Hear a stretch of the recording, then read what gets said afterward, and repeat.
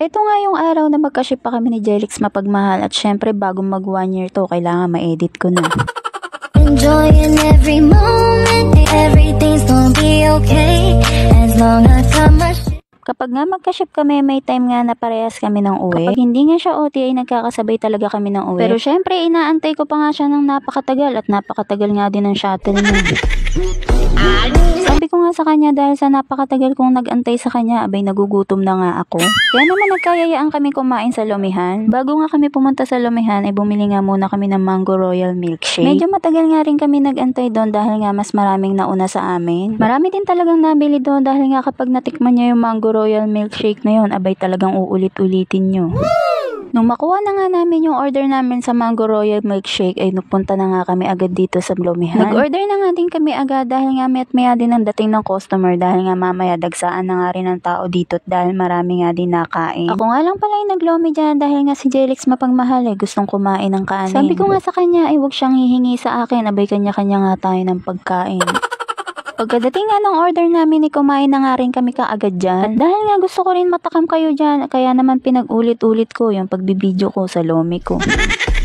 Nung matapos nga kami kumain dyan, bago nga kami umalis ay pinag-takeout ko nga yung anak ko. Katapos nga namin makuha yung tinake-out namin ay umalis na nga rin kami agad. Dumaan nga kami dito sa palengke para nga bumili kami ng bigas. Pasensyahan nyo na nga yung boses ko at parang lagi na nga lang ako may concert.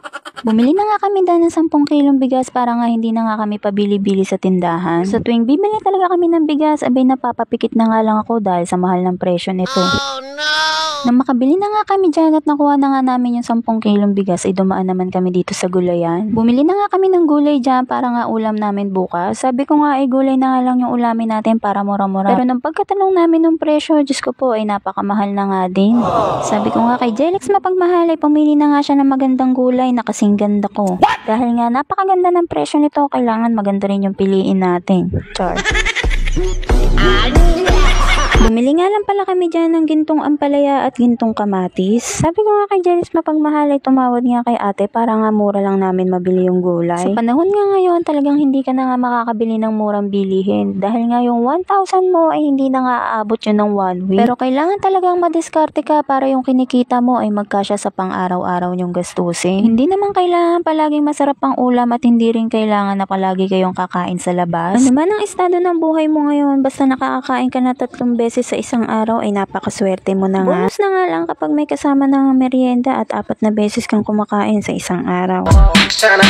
Tapusin ko na nga tong video to bago pa nga tayo magkaiyakan dito. Na makapili na nga at makakuha si Jelix Mapagmahal ng magandang gulay na kasing ganda ko. Char. Binayaran na nga namin to kaagad. Nang makuha na nga namin yung gulay dyan ay pumila na nga agad kami dito sa pilahan ng tricycle para makauwi na rin kami kaagad. At hanggang dito na nga lang muna ang ating mini vlogs. Kita-kits na lang sa susunod ko pang upload. Thank you for watching. Bye!